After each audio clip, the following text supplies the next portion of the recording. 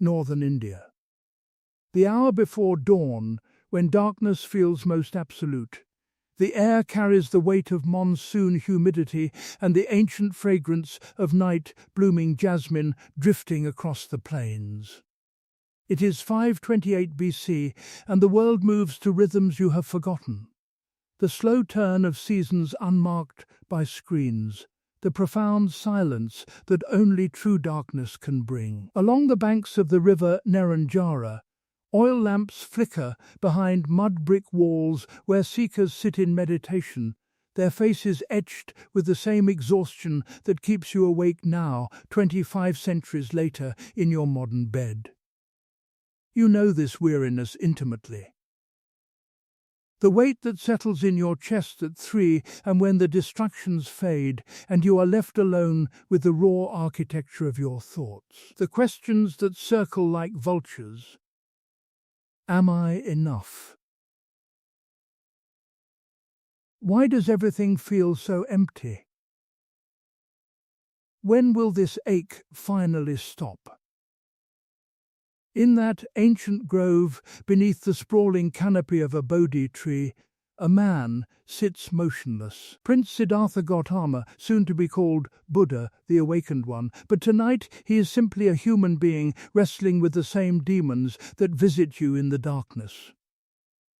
His ribs trace the geography of starvation against his skin, yet his spine remains erect, an act of defiance against despair itself.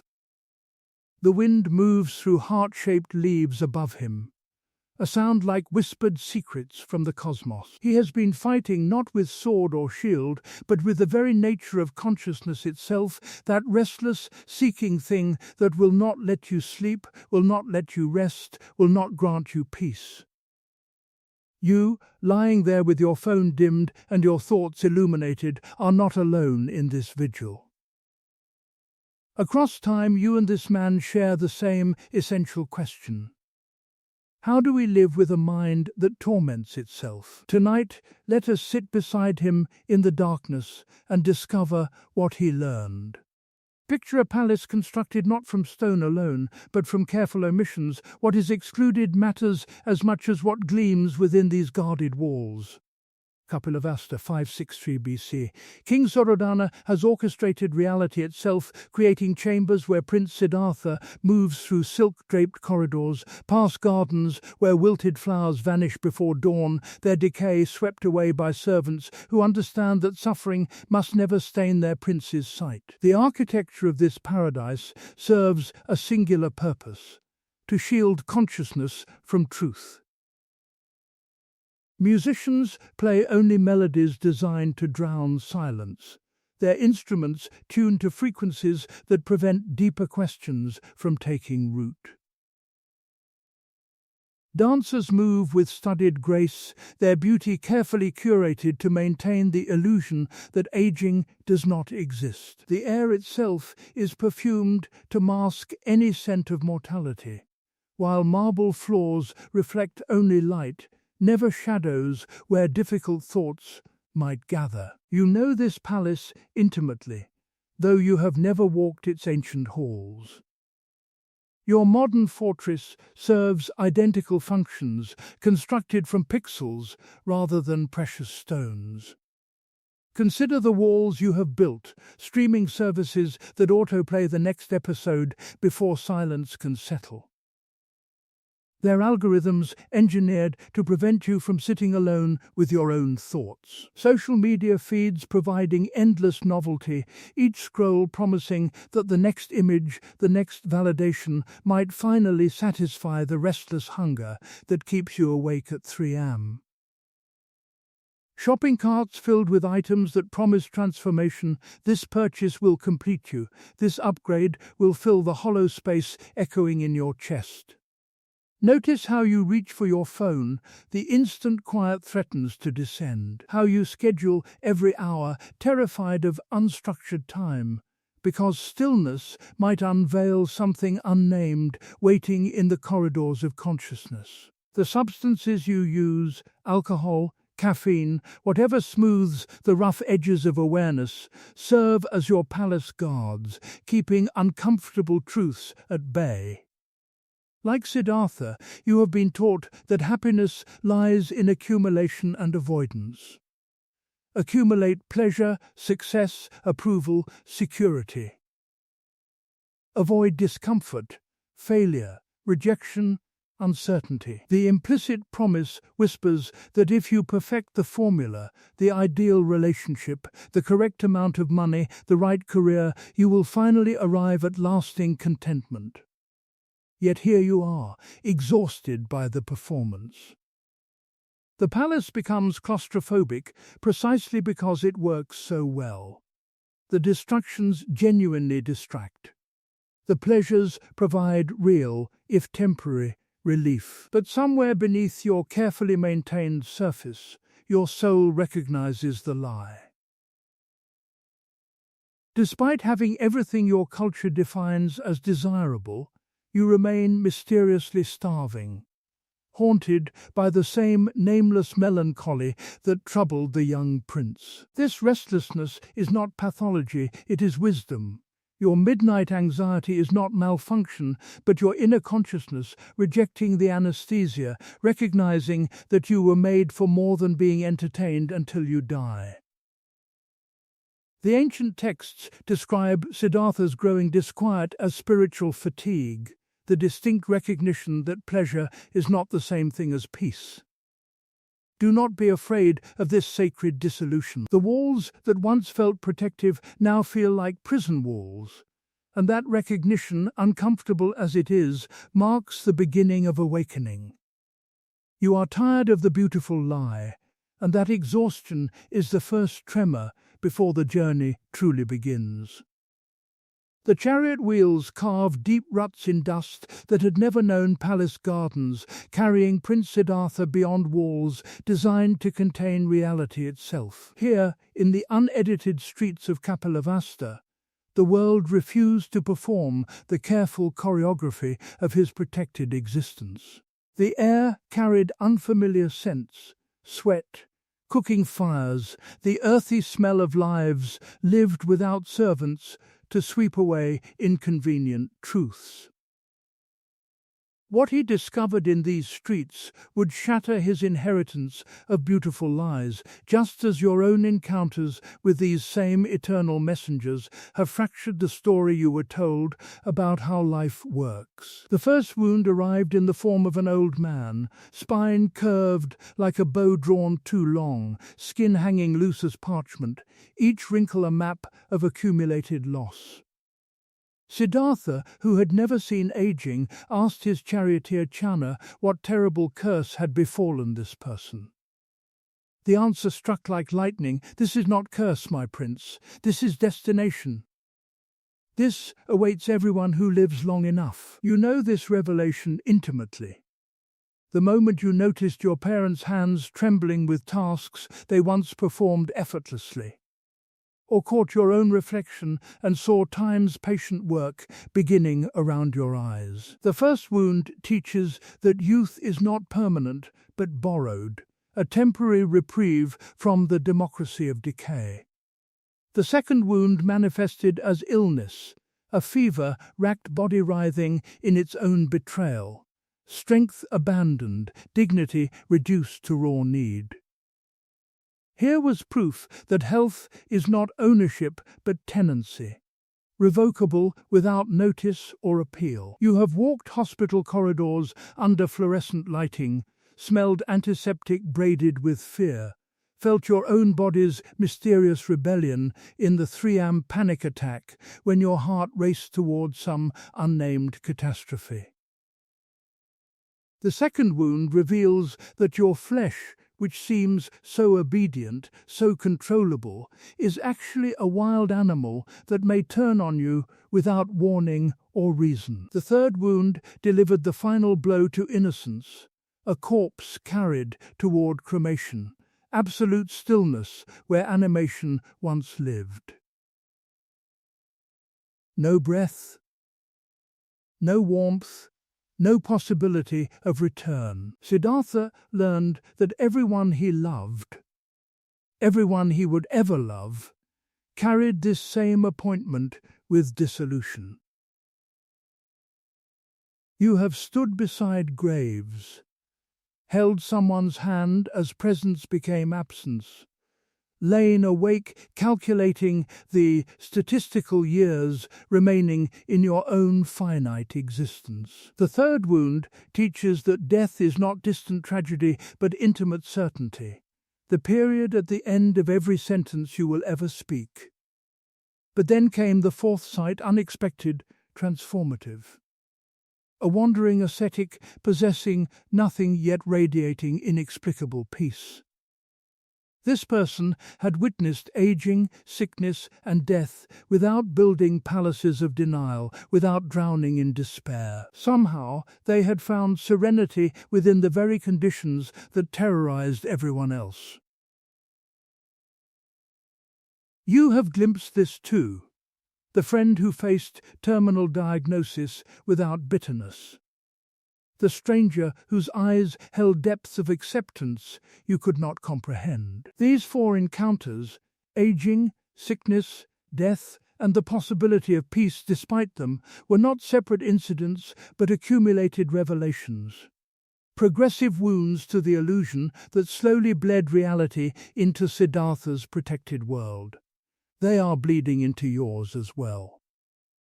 Your midnight anxiety is not pathology, but awakening, the soul's recognition that the script you were given contains fundamental lies. You are not broken for seeing these wounds. You are simply painfully, profoundly ready to find the peace that survives them all. Midnight settles over Kapilavastu like a held breath, moonlight pooling across polished floors where shadows gather in corners like unspoken truths. The palace sleeps while Siddhartha's mind remains painfully awake, caught in what you might recognize as the insomnia of the soul, that restless vigil when the life you are living and the life you are meant to live no longer coincide. He stands at the threshold of his chamber, watching his wife Yasudha sleep beside their newborn son Rahula, whose name means fetter or chain. The irony cuts deep. This child he loves represents the binding that keeps him imprisoned in beautiful delusion. You know this agony intimately, the suffocating weight of obligations that once felt like purpose, relationships that nourish everyone except the secret self, slowly dying beneath your performed contentment. Siddhartha faces the choice that terrifies you most, remaining in the known prison or stepping into the unknown abyss. To stay would mean betraying the deepest truth he has witnessed, that suffering is real, universal, inescapable, and that no rearrangement of palace furniture will solve it. He does not wake them. There are no explanations that would not sound like betrayal. No words adequate to the enormity of what he must do. Instead, he moves like shadow through corridors he has walked since childhood, past guards whose trust he violates with each silent step. His charioteer Chana waits with his horse Kanthika, both confused by orders to prepare for departure at this impossible hour. They witness not abandonment but terrible necessity, the soul's refusal to suffocate for others' comfort. At the palace gates, Siddhartha performs the ritual that will define his transformation. He removes the jeweled crown that designated him heir to kingdoms, the silk robes that marked his royal blood.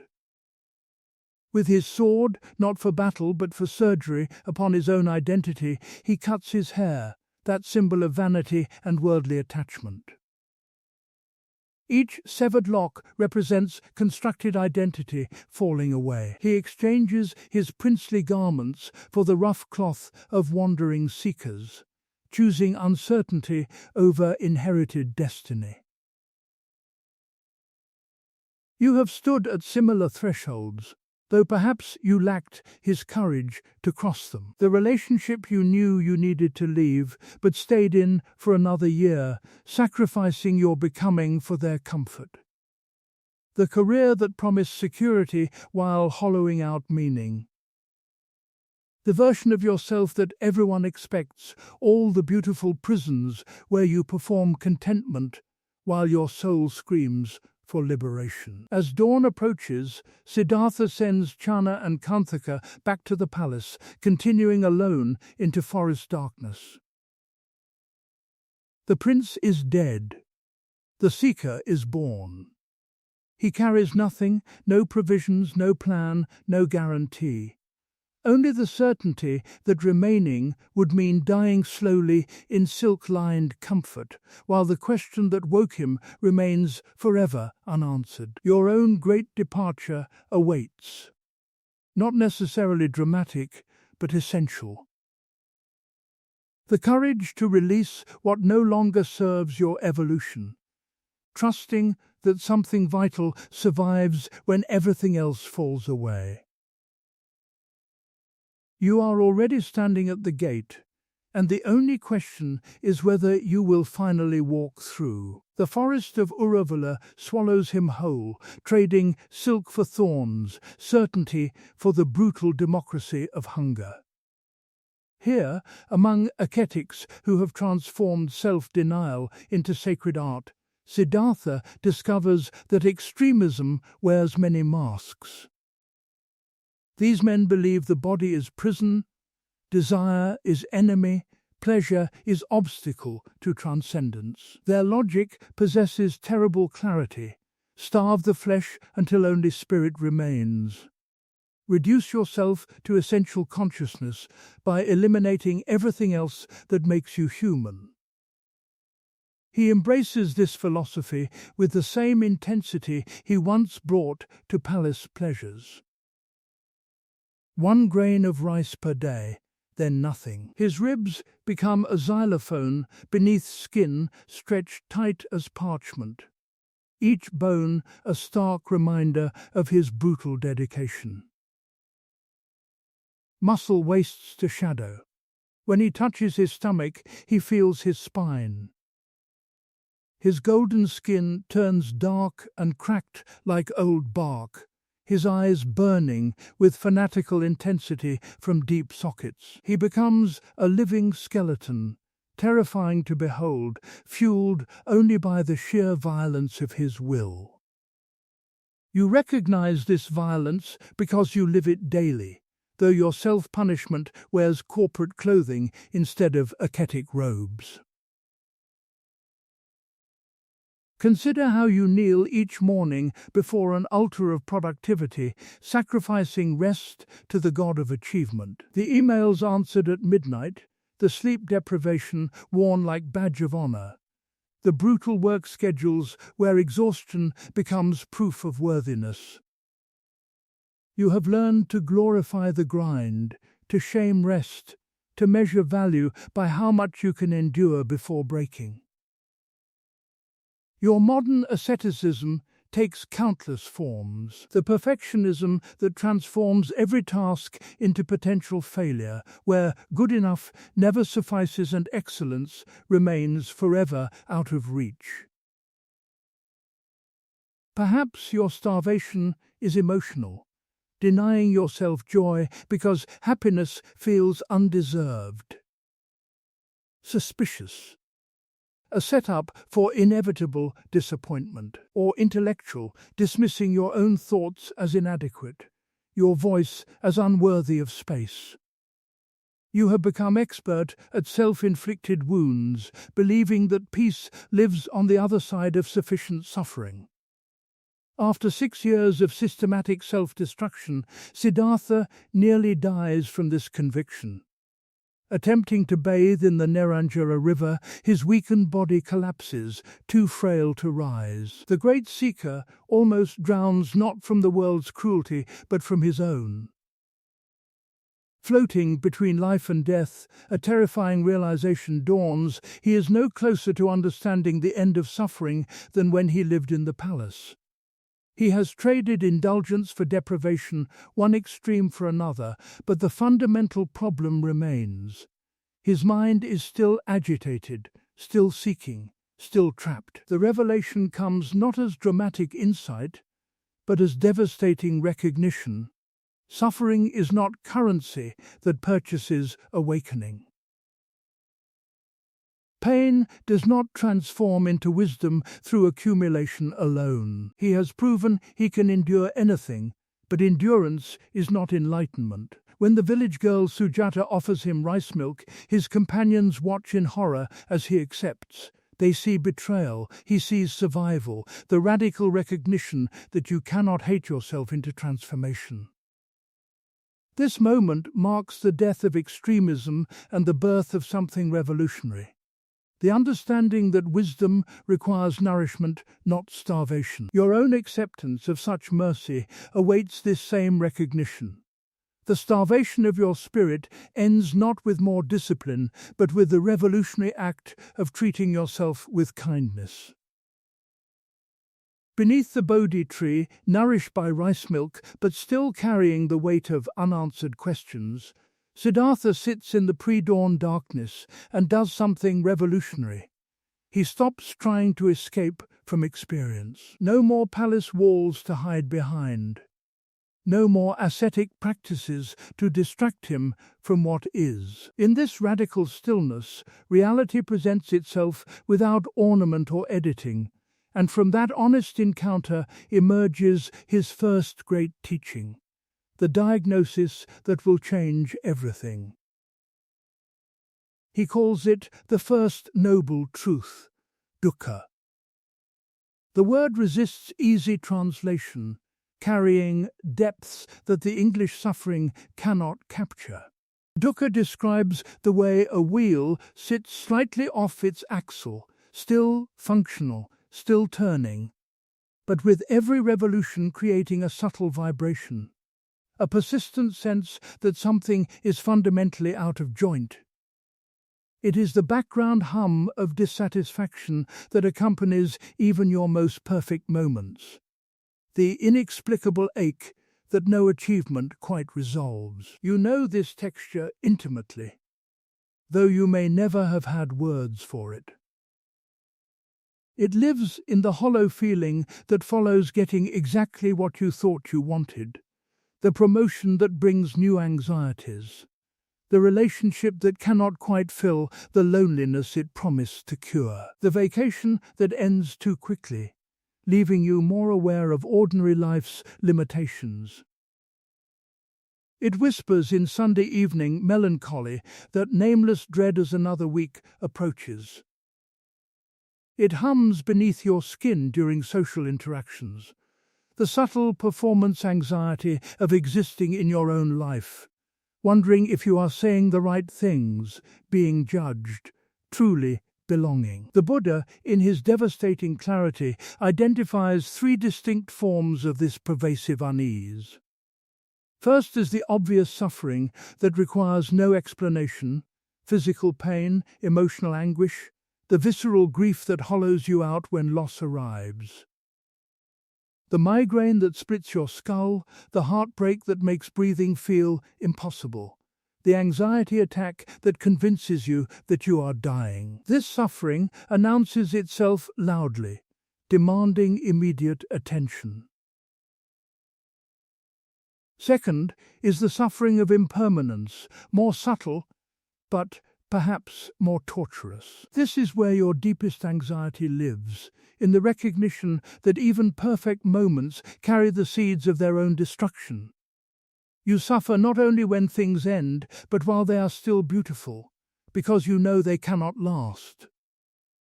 You mourn your parents while they are still alive, worry about losing your job while you still have it, feel melancholy during the happiest vacation because you can see its approaching end. The very capacity for joy becomes contaminated by the knowledge of its temporary nature. Third is the most profound, the suffering of conditioned existence itself. This is the existential weight that visits you at 3 am.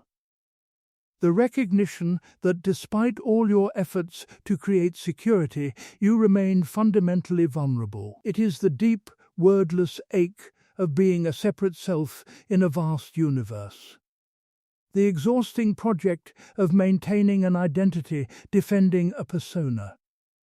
constantly arranging circumstances to protect your fragile sense of okayness. You feel this in the chronic tension of being human, never quite at home in your own skin, always slightly performing, perpetually seeking something that remains just out of reach. What makes this teaching revolutionary is not its darkness, but its validation. The Buddha does not claim you suffer because you are broken, sinful, or failing at life. He simply observes that consciousness itself, the very awareness that makes you human, includes this fundamental friction with reality. Your restlessness is not personal pathology, but accurate perception of the human condition. You are not uniquely damaged, you are finally seeing clearly. There is profound relief in this recognition, like finally having a name for the chronic ache you thought was yours alone. The dissatisfaction that follows you from job to job, relationship to relationship, achievement to achievement. This is not evidence that you are choosing wrong, but that you are participating in the universal human predicament. Every being with the capacity for awareness shares this same background unease, from the anxious stranger scrolling beside you on the train to the seemingly successful colleague whose smile never quite reaches their eyes. In naming this truth, something paradoxical begins to happen. The darkness loses some of its power to terrify when it is finally acknowledged rather than frantically avoided. You can stop exhausting yourself trying to fix what is not broken but simply is. The first noble truth does not solve suffering, it dignifies it, and in that dignified recognition, the possibility of a different relationship to your beautifully broken existence quietly emerges, like the first hint of dawn at the edges of a long, sleepless night. In the deepening silence beneath the Bodhi tree, Siddhartha turns his penetrating awareness inward. No longer content with merely diagnosing the wound. Having established that life carries an inherent unsatisfactoriness, he now traces the knife's path, seeking the origin of this pervasive ache that follows consciousness like shadow follows form. What he discovers operating within the architecture of his own mind will illuminate the invisible engine that keeps you restless at 3 a.m. The mechanism driving your endless pursuit of what always seems just beyond reach. He calls it the second noble truth, tanha, a Pali word meaning thirst or craving. Not the simple desire for water when dehydrated, but the desperate, clawing need that can never truly be satisfied. Picture someone dying of thirst, drinking salt water, each gulp intensifying rather than quenching the need. This is the quality of craving that drives human suffering. A hunger that feeds on its own satisfaction, growing stronger with each temporary fulfillment. You know this thirst intimately because it shapes the texture of your daily existence. It lives in the compulsive reach for your phone, checking notifications for validation, hits that last mere seconds before the need returns. It pulses through your social media scrolling, each image promising that the next one might deliver the satisfaction this one failed to provide. The algorithm understands your craving better than you do, feeding you infinite content designed to keep you perpetually hungry, never quite satisfied, always reaching for more. The Buddha identifies 3 distinct manifestations of this thirst. First is kama-tanha, craving for sensory pleasure, the desperate belief that if you can arrange your sensory experience correctly, peace will arrive. The perfect meal that becomes suffering when you overeat, chasing satisfaction that turns to discomfort. The relationship that felt like salvation until familiarity bred contempt and you began seeking intensity elsewhere. Each indulgence provides brief relief before the underlying need resurfaces, often intensified. Second is bhavatana, craving for becoming, the relentless drive to be someone other than who you are right now. This fuels the perfectionism that keeps you working until exhaustion, the anxiety about status that makes every social interaction a performance. You chase the next promotion, the next milestone, believing that there, finally, you will rest. But the horizon of enough always recedes as you approach it, leaving you perpetually dissatisfied with present reality, always leaning into an imagined future where you are finally adequate. Third is vibhava tanha, craving for non-becoming, the desire for escape from the exhausting project of being yourself. This manifests in fantasies of disappearing, starting over somewhere no one knows you, or simply ceasing to exist when consciousness becomes unbearable. It lives in your substance use that seeks oblivion, your binge watching that numbs awareness, your sleep that sometimes feels less like rest and more like temporary death. What makes craving the root of suffering is not desire itself, but the relationship you form with it. Craving transforms wants into needs, preferences into demands, hopes into requirements for your okayness. You suffer not because you want things, but because you have made peace conditional on getting them. The craving mind takes every desire and adds a desperate clause, I must have this or I cannot be at peace. The Buddha's insight cuts to the bone. You have outsourced your contentment to conditions beyond your control. Other people's opinions, circumstances that shift like weather, your body's cooperation. This is why you lie awake anxiously trying to arrange a world that refuses to be permanently arranged, grasping at sand that slips through your fingers with each desperate squeeze. Understanding this mechanism is the beginning of putting down the cup of salt water. Recognizing that the relief you seek cannot come from drinking what only intensifies your thirst. The darkness beneath the Bodhi tree deepens as Siddhartha's awareness penetrates further into the mechanics of human suffering. Having identified craving as the root, he now observes its most insidious quality, the way it promises relief while delivering only intensified need.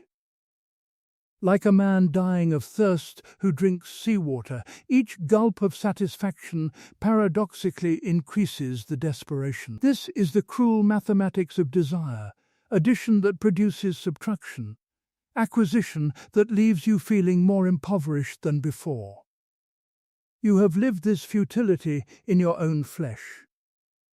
Remember the promotion you were certain would silence your imposter syndrome, the relationship you believed would permanently cure your loneliness, the purchase that promised to transform your daily existence. Recall the electric anticipation, the way hope buzzed through your nervous system as you moved toward your goal. Then remember the aftermath, how quickly the new salary became baseline, how the coveted title brought unexpected pressures, how the perfect acquisition lost its shine within days. The satisfaction you chased had a half-life measured in hours before the familiar restlessness returned, whispering its eternal question, is this all there is? This is why your mind rarely inhabits the present moment, but remains colonized by futures, imagined successes alternating with imagined disasters like a flickering light. Or it becomes shackled to the past, obsessively replaying conversations you wish you had handled differently, relationships that ended, opportunities missed. Craving cannot survive in the simplicity of now, because here requires a surrender your frightened mind resists. It must drag you forward into anxiety or backward into regret. anywhere but this moment, where peace might actually be possible. Consider your digital existence, the most potent contemporary manifestation of this ancient thirst. Each notification triggers a dopamine spike, a biochemical promise of connection that lasts mere seconds before the need returns. You reach for your phone not because you require information, but because you seek a feeling, momentary relief from the subtle discomfort of being alone with yourself. Yet, like drinking salt water, each check only dehydrates your attention further, fracturing your focus until you cannot watch a film without a second screen, cannot stand in line without distraction, terrified of the empty spaces where your own thoughts might intrude. The tragedy lies not in your desires themselves, but in the impossible demand you place upon them. You ask pleasure to provide permanent exemption from insecurity, loss, and change. You have outsourced your contentment to an inherently unstable world where circumstances shift like weather, bodies age, relationships evolve. Nothing you grasp can be held forever. Nothing you avoid can be permanently escaped. Each time you make peace conditional on external arrangements, you tighten the knot of suffering around your own throat. The Buddha's devastating insight reveals that you are trying to solve an internal problem with external solutions, attempting to fill a psychological void with material substance. The objects of your craving are not actually what you seek. You want the feelings you believe they will provide. But that feeling, by its very nature, cannot be permanently captured through acquisition.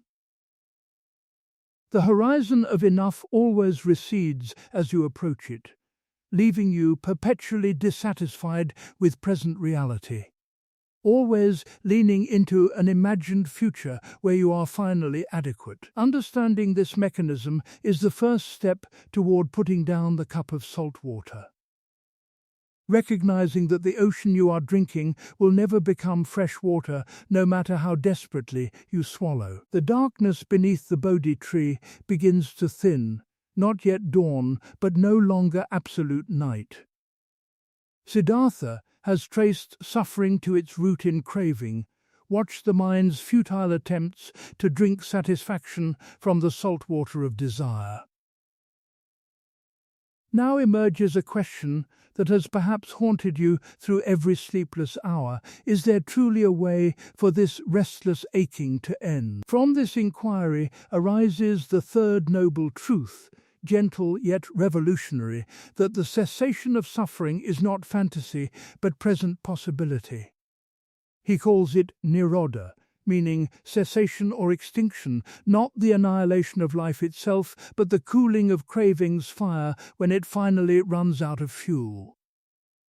This is not the peace of having everything you want, for you have learned such arrangements are temporary, nor is it emotional numbness, that desperate anesthesia you sometimes seek. Naroda is the profound tranquility that emerges when you stop demanding that reality conform to your preferences before you will consent to be at peace.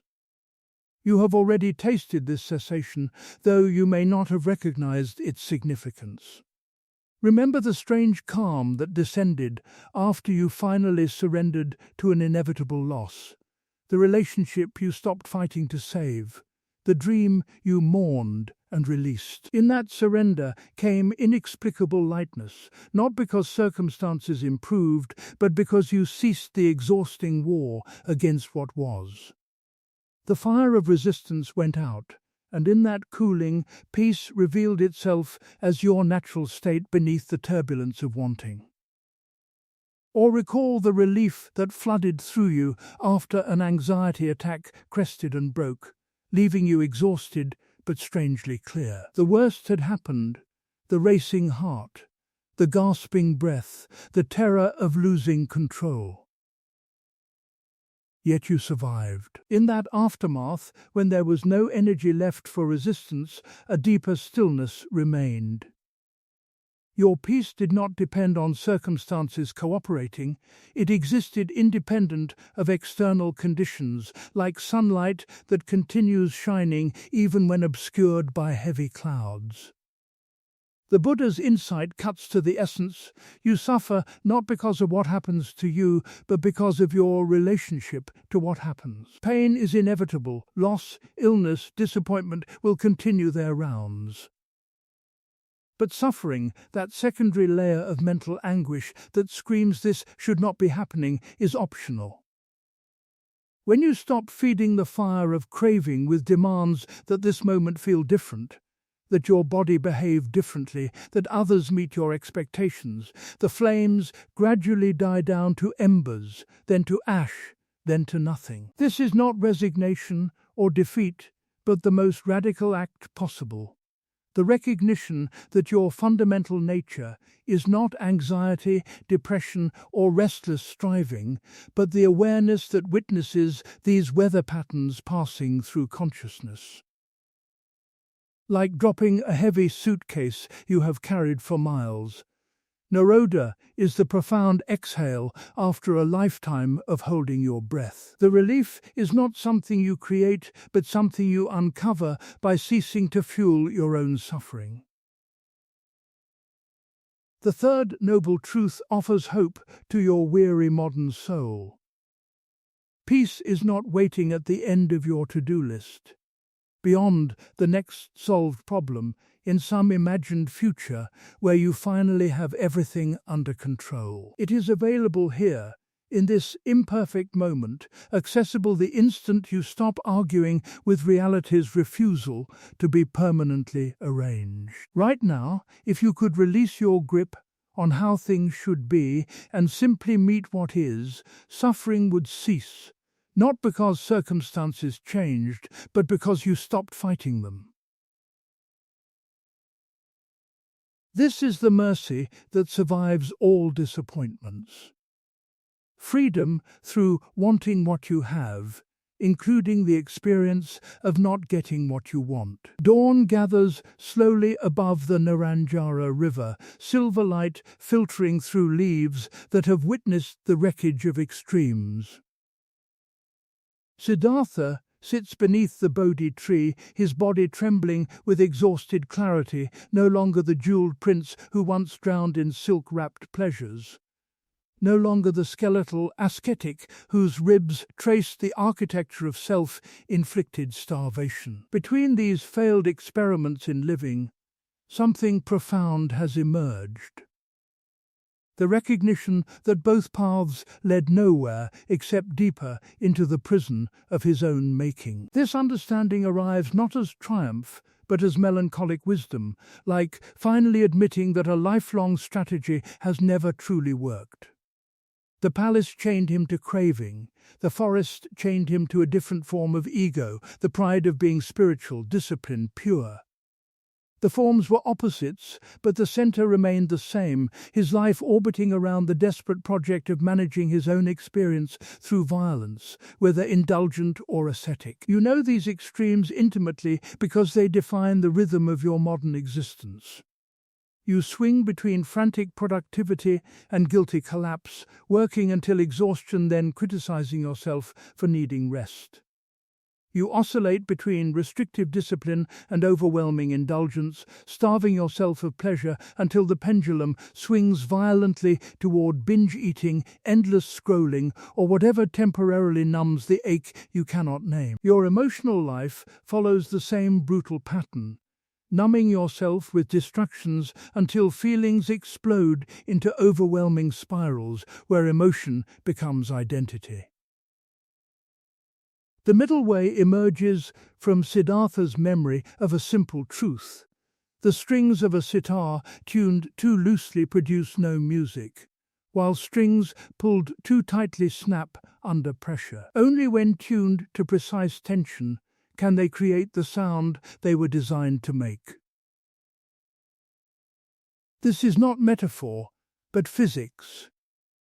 The recognition that wisdom requires finding the exact point where function becomes possible, where life can be lived without constant violence against your own humanity. When the village girl Sujata approaches with rice milk, offering nourishment to the emaciated seeker, Siddhartha faces the choice that terrifies you most: accepting what you need rather than what you think you deserve. His fellow ascetics watch in horror as he drinks, seeing apostasy where he experiences the most spiritual act of his life, choosing life over performance, wholeness over image, sustainability over the dramatic theatre of extremes. This moment illuminates the middle way not as compromise or mediocrity, but as precision, the wisdom to recognize that you cannot hate yourself into transformation any more than you can indulge yourself into peace. You have learned to view rest as weakness until your body forces collapse through illness or breakdown. You have made happiness conditional on perfect discipline until the restriction becomes unbearable and you swing toward excess. Neither extreme serves wisdom. Both are elaborate avoidances of the simple, difficult work of being present to what is, without demanding it be different. For you, lying there in the darkness, the middle way offers permission you have been desperately seeking to stop fighting so hard, to acknowledge that you are tired, that sustainable transformation requires gentleness rather than violence toward yourself.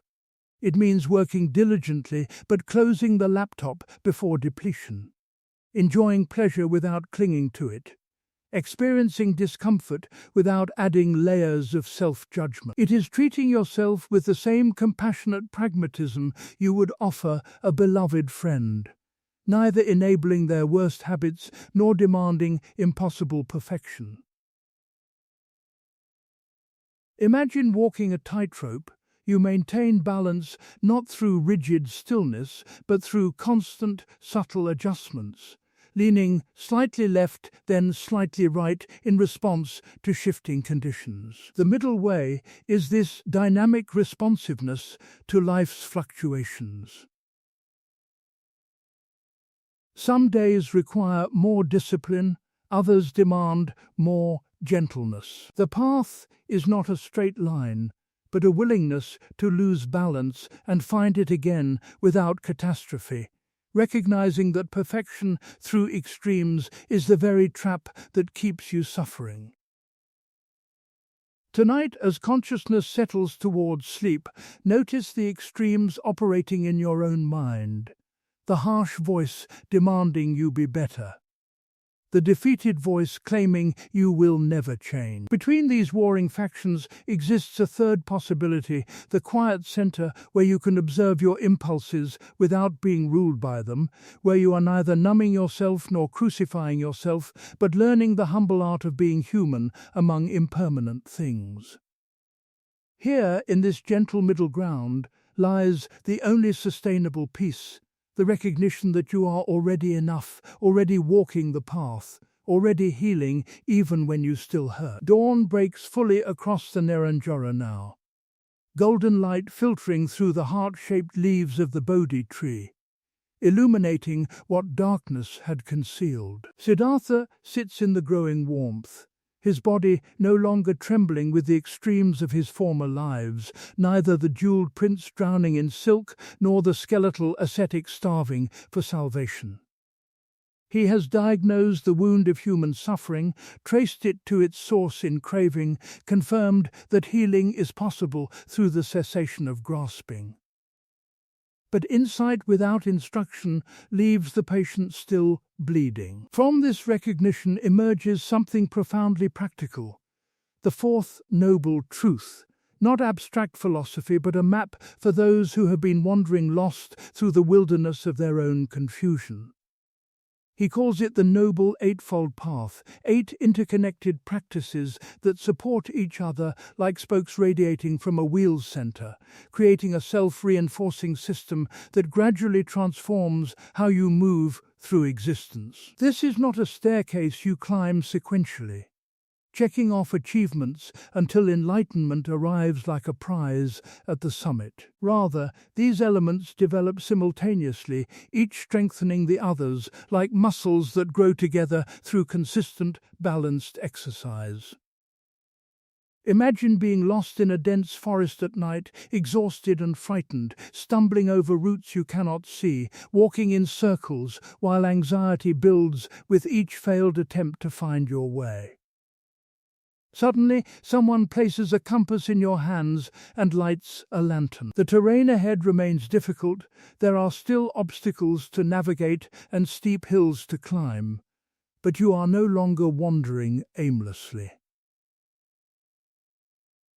This is the function of the Eightfold Path. It provides orientation when your internal compass spins wildly in the magnetic field of modern anxiety, offering direction without promising that the journey will be easy. The foundation of wisdom begins with right understanding, seeing reality as it actually is, rather than as your fears and desires insist it must be. For you, lying there with your mind spinning stories of catastrophe, this means recognizing that anxiety, depression, and loneliness are not personal defects but natural responses to a world built on impermanence and uncertainty. Right understanding shifts the question from "what is wrong with me?" to "what is this experience teaching me?" It is the relief of alignment with truth rather than the exhausting performance of fantasy. Right intention flows naturally from this clarity, the quiet commitment to orient your life toward liberation rather than deeper entanglement, toward kindness rather than harm. This is where you examine your motivations with gentle honesty. Are you seeking wisdom or merely comfort? Transformation or just better decorated suffering? Your intentions shape the direction of your life like a compass needle orienting toward true north, even when the path proves treacherous. The ethical foundation extends this inner clarity into relationship with the world through right speech, right action, and right livelihood. Right speech asks you to notice the violence your words inflict, the gossip that bonds through shared judgment, the lies that protect your image, the harsh self-talk that keeps you small and afraid. Can you speak truthfully without cruelty? Remain silent when words would harm. Use language to illuminate rather than obscure. Notice how your body feels after gossip or harsh words. The subtle residue of agitation that lingers in your chest long after the conversation ends. Right action extends this awareness into behavior, choosing actions that reduce rather than increase suffering, not because an external authority demands it, but because you have seen clearly how cruelty rebounds through the interconnected web of existence, how integrity supports inner peace, how your choices ripple outward, affecting everything they touch. This is not moralism, but practicality. What behaviors consistently lead you toward more agitation, and what choices leave your mind quieter when your head hits the pillow? Right livelihood confronts the 8 hours daily you trade for survival, asking whether your work contributes to flourishing or exploitation. This question haunts modern existence, where economic necessity often conflicts with ethical clarity. Can you earn your living without compromising your deepest values? For those trapped in soul-crushing jobs, this may mean small acts of integrity within imperfect systems, or the gradual movement toward work that aligns more closely with your understanding of what reduces suffering in the world. The mental discipline that completes the path addresses the quality of energy and attention you bring to your own transformation. Right effort is the antidote to your burnout culture. rejecting both the violent striving that exhausts and the passive hoping that accomplishes nothing. This is the middle way applied to effort itself, consistent, patient, sustainable engagement with your own healing without turning it into another perfectionistic project that becomes a source of self-judgment. Right mindfulness invites you to wake up inside your own life, to notice when you are lost in thought rather than present to experience. This is the practice of returning again and again to now. Feeling the weight of your body on the bed, the rise and fall of breath, the texture of each emotion without immediately reaching to numb or fix it. Most of your suffering happens in the stories you tell about experience, not in the raw experience itself. This moment, right now, is usually bearable even when thoughts about past regrets or future catastrophes are not. Right concentration develops the capacity to stabilize attention, to rest awareness on a single point without the mind's usual restless wandering from worry to worry, plan to plan, regret to regret. In concentration, you discover that you are not your thoughts, but the spacious awareness in which thoughts arise and dissolve like clouds passing through a vast sky. For you, navigating the complexity of modern existence, this path offers a framework for sanity amid chaos.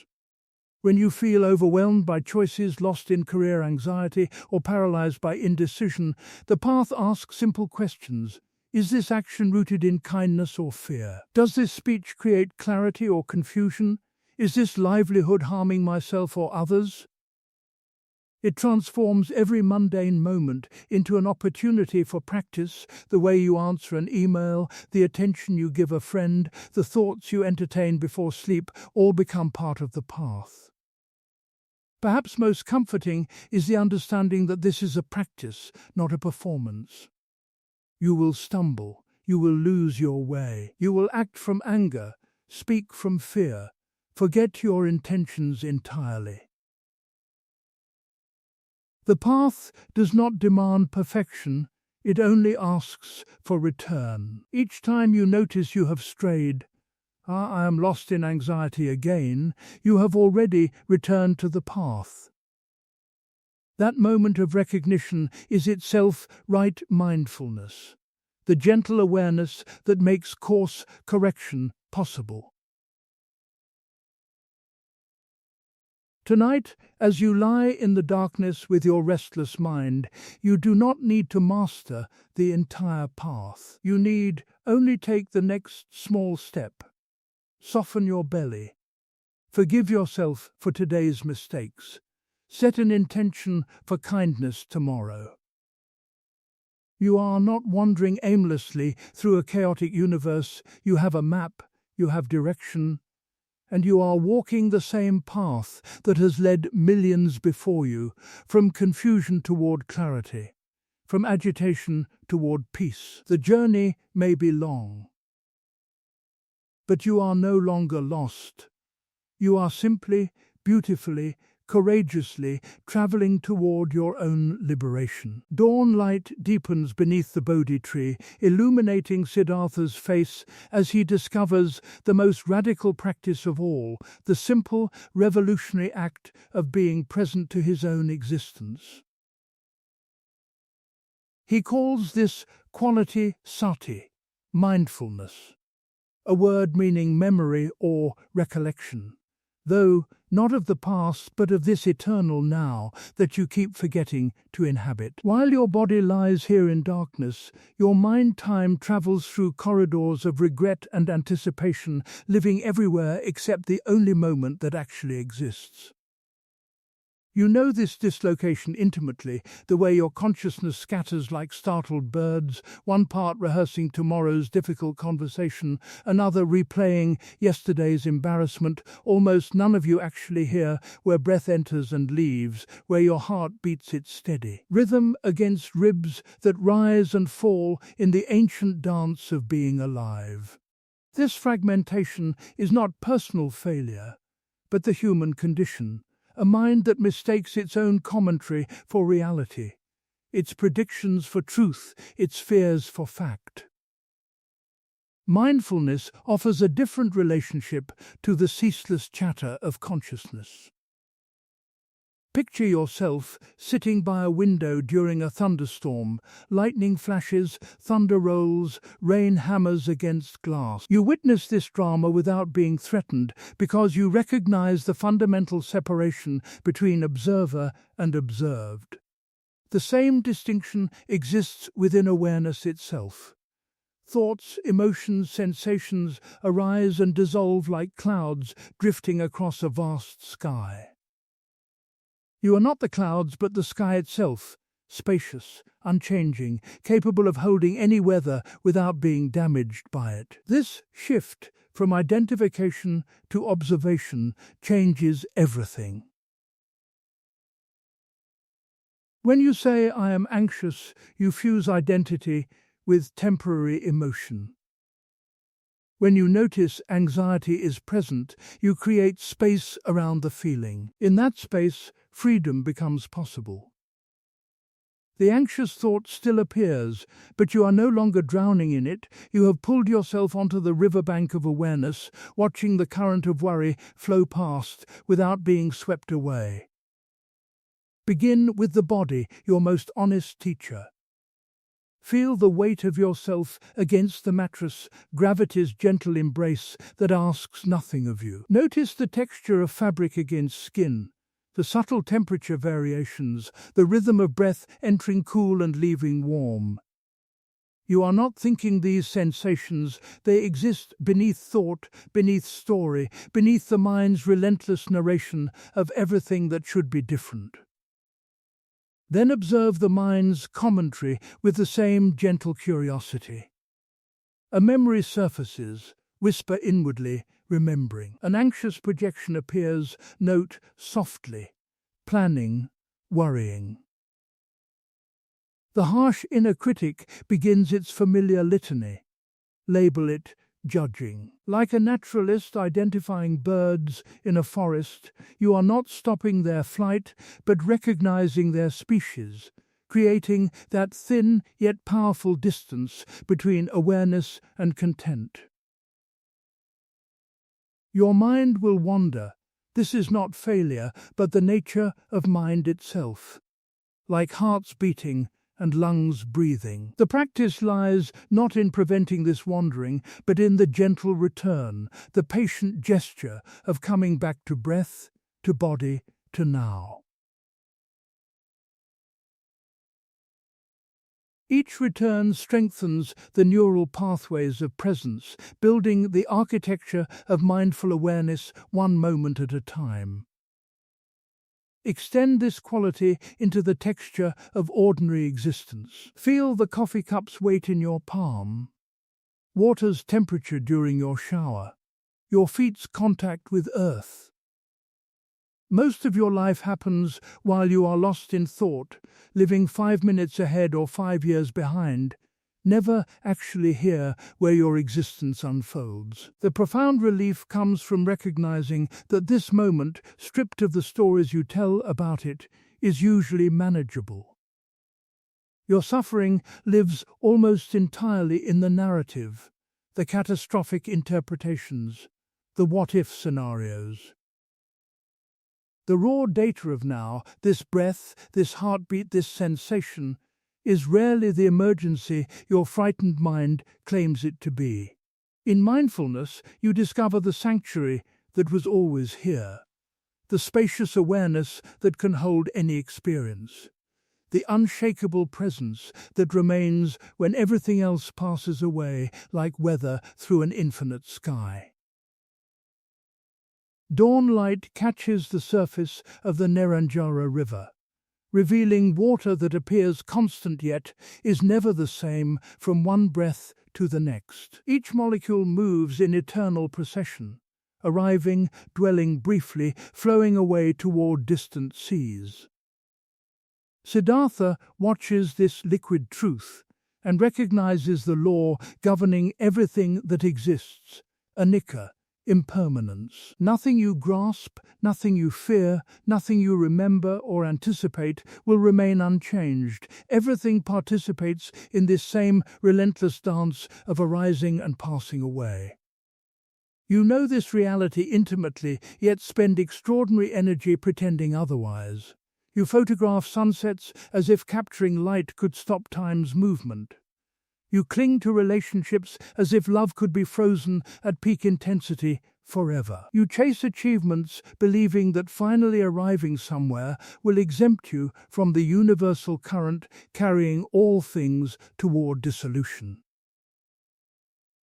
Your anxiety is largely this: the exhausting attempt to build permanent structures in a world made entirely of process. Trying to hold water in cupped hands while pretending not to notice it slipping through your fingers. Consider your own body, that most intimate possession you believe is yours. The cells comprising your flesh replace themselves completely every 7 years. You are literally not the same physical being who graduated high school, who kissed your first love, who made decisions you still regret. Even moment to moment, breath enters and leaves. Blood circulates, neurons fire and fall silent. The solid self you defend so fiercely is actually a river pretending to be stone, a verb masquerading as a noun. Your relationships follow the same law. The person you love today is not who they were yesterday, not who they will become tomorrow. You suffer when you demand they remain frozen in the version you fell for, resenting their natural evolution as betrayal. Even your own identity shifts. The career that once defined you loses meaning. Beliefs you held sacred crumble under experience. The person you swore you would never become somehow becomes you. Yet Anicca is not only thief, it is also deliverance. The same law ensuring that joy ends also guarantees that pain cannot remain fixed. Every emotion feeling permanent, your depression, grief, anxiety, exists more like weather than stone. The heartbreak you thought would define you forever now lives as quiet a contour in the background of your days, part of you but no longer all of you. There is profound, melancholic beauty in this transience. Cherry blossoms are precious precisely because they bloom for only a week. Sunsets move you because their colors shift and fade even as you watch. Time with loved ones is sacred not because it lasts forever, but because it won't. Without death, life would have no urgency. Without loss, love would have no depth. Watch this truth operate in immediate experience. Notice a thought arise, perhaps worry about tomorrow or regret about yesterday. Observe how it appears from nowhere, intensifies, then fades back into silence. You did not create it through effort, cannot hold it through will. Emotions follow the same pattern. Anger flares, then cools. Joy sparkles, then settles. Sadness washes through, then recedes like tide from shore. Your suffering amplifies when you resist this natural rhythm, demanding pleasant experiences stay while pushing away discomfort. You exhaust yourself trying to control what cannot be controlled, like attempting to stop the river's flow by standing in its path. Tonight, as you lie in darkness, feel impermanence operating in your own breath. Inhalation arising, dwelling briefly, dissolving into exhalation. You cannot hold on to breath, you must release each one to make space for the next. This is existence itself, arising, dwelling briefly, passing away. Your peace comes not from stopping this process, but from finally, mercifully, learning to flow with it. a leaf on the river's surface. Trusting the current that carries everything toward an ocean you cannot see but can trust. Morning light fully illuminates the Bodhi tree now, revealing bark textured with countless seasons, leaves trembling in wind that passes through without resistance. Siddhartha sits in profound stillness, his awareness penetrating the deepest mystery of all. The question that has haunted you through every sleepless night. Who am I? What he discovers beneath the surface of this inquiry will either terrify or liberate you, perhaps both simultaneously. He calls this insight anatta, no self. The recognition that the solid permanent identity you defend so fiercely is actually a fiction, a convenient story consciousness tells itself to navigate existence. Close your eyes and search for this self you believe yourself to be. Where exactly does it reside? In your body? But your flesh changes constantly. Cells die and regenerate, atoms exchange with the environment. The infant you once were shares almost no physical continuity with the person lying here now. You do not command your heart to beat, your stomach to digest, your neurons to fire. These processes simply happen, indifferent to your preferences, governed by biological laws rather than personal will. Perhaps the self lives in your thoughts? Yet thoughts arise unbidden, like uninvited guests, dissolve without permission, shift with circumstances and brain chemistry. Watch your own mind for even 1 minute. Ideas flicker and vanish, images appear, then disappear. Judgments intrude like stray dogs through an open gate. If thoughts can be observed, questioned, released, how could they be your deepest identity? Maybe identity resides in memory, that narrative thread connecting past to present. Yet memory is notoriously unreliable, constantly rewriting itself to maintain coherent selfhood. The story you tell about your childhood shifts with each retelling, emphasizing different details, interpreting events through the lens of who you have become. You are not remembering the past but reconstructing it, creating retrospective continuity that feels solid but remains fundamentally fluid. Your suffering intensifies each time you mistake this shifting pattern for something rigid requiring defense.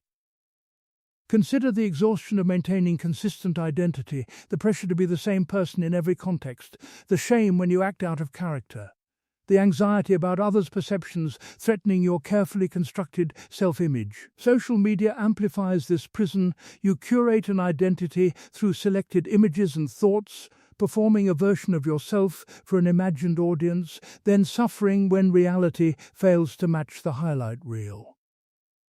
The Buddha's insight reveals you as more like a whirlpool in a river, a recognizable pattern created by flowing water, real in its effects, yet having no independent existence apart from the current that shapes it. Remove the river and the whirlpool vanishes, change the current and the pattern shifts. You are not a solid entity, but a process, not a noun, but a verb, a continuous flow of sensations, emotions, thoughts, and consciousness arising and dissolving in response to conditions. This recognition offers radical liberation. If there is no fixed self to protect, what exactly are you defending? The anxiety about being judged loses its target when you recognize there is no permanent you to be judged. Tonight, experiment with this lightness. When worry arises, instead of thinking, "I am worried," try noting worry is present. When memory surfaces, instead of "my past," observe remembering happening. Notice how this subtle shift creates space, loosening the knot of identification. You are not the small, frightened self trapped in history and anxiety, but the vast open awareness in which experiences arise and dissolve like clouds passing through an infinite sky. In the absence of a solid self to defend, suffering has no place to land. There is only this flowing river of consciousness, finally free from the exhausting project of being someone permanent in a world where nothing remains unchanged. Morning light deepens above the Bodhi tree, its warmth touching everything without discrimination. The awakened and the confused, the worthy and the broken. Siddhartha sits in the afterglow of understanding, having penetrated suffering's nature, impermanence's truth, and the illusion of separate selfhood. Yet insight alone feels incomplete, like diagnosis without treatment.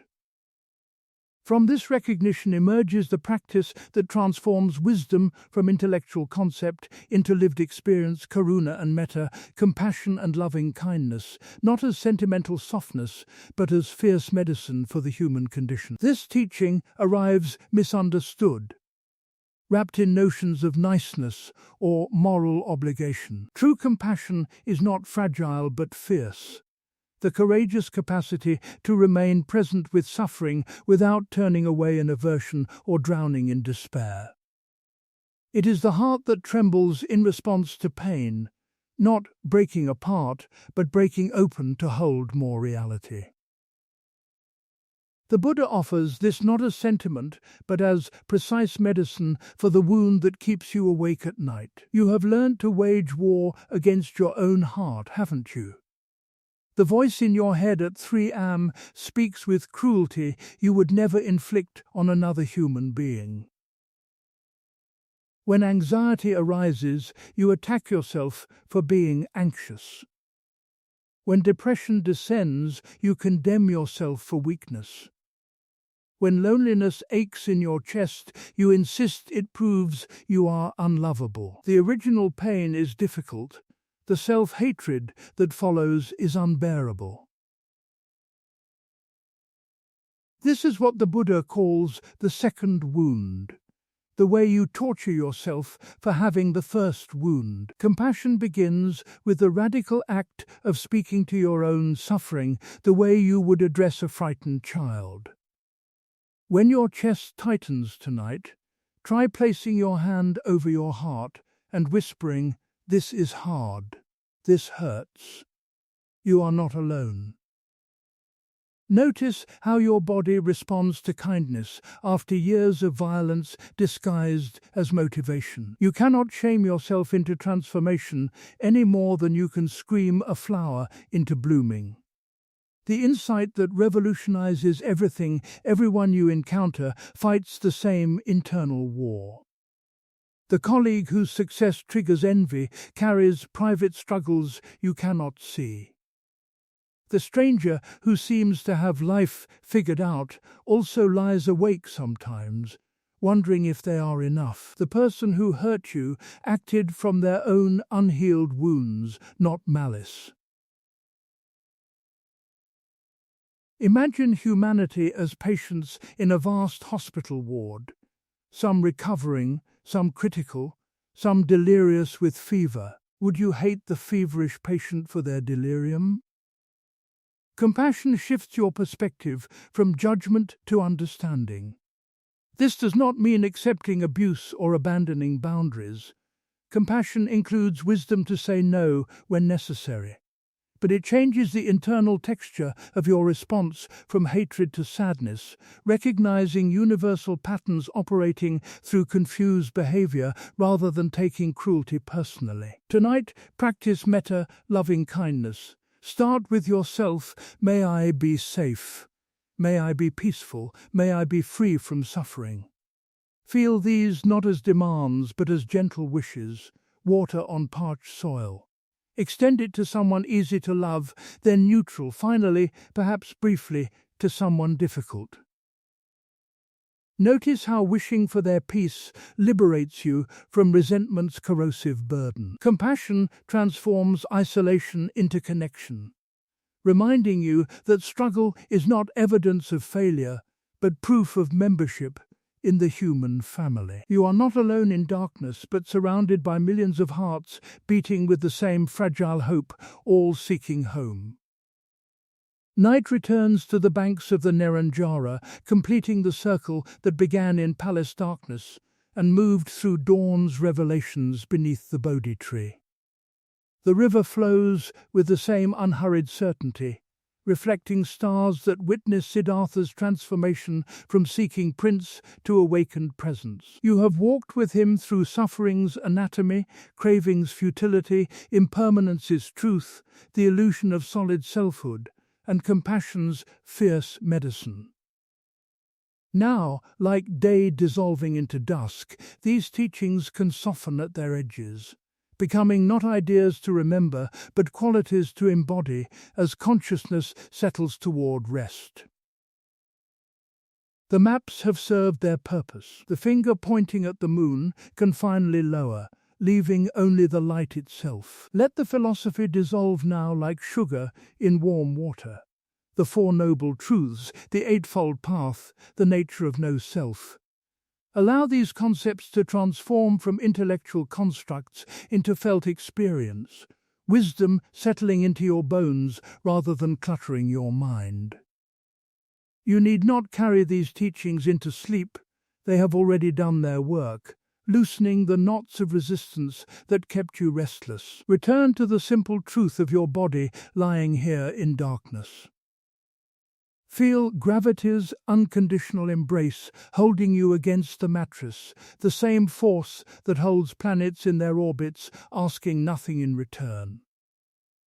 Your breath continues its ancient rhythm, rising and falling like waves that have repeated this motion since the first conscious being drew air into primitive lungs. You are participating in something infinitely larger than personal story, connected to every breathing creature through this shared necessity of oxygen and release. Thoughts still arise, of course, they always do. But now imagine them as leaves floating down the slow-moving river beside the Bodhi tree. You sit on the bank of awareness, watching each mental formation drift past. One leaf carries tomorrow's worry. Watch it turn slowly in the current, moving further downstream until it disappears around a bend. Another bears yesterday's regret. Acknowledge its presence without fishing it from the water, letting the river carry it toward the ocean of forgetting. Your body sinks deeper now, each muscle releasing tension layer by layer, the weight of your head against the pillow, the coolness of air entering your nostrils, the gentle expansion of your belly, soft and vulnerable beneath armor worn through daylight hours. These sensations require no effort, no improvement, no analysis. They simply are, perfect in their temporary existence. The Buddha's final words, spoken decades after that transformative dawn, were these: all conditioned things are impermanent. Work out your own salvation with diligence. But tonight even diligence can rest. Tonight there is only the river flowing in darkness, patient and eternal, your heart beating its steady rhythm, requiring nothing from consciousness but permission to continue. Let the boundaries blur now between the one who breathes and breathing itself, between awareness and what is aware, between you and the vast silence from which you arose and to which you return each night, each breath, each moment of surrender. Breathing in, peace. Breathing out, release. Thoughts thinning, body softening, river flowing, nothing to solve, nowhere to arrive, no one to become. Just this. Just breath. Just rest now. Rest.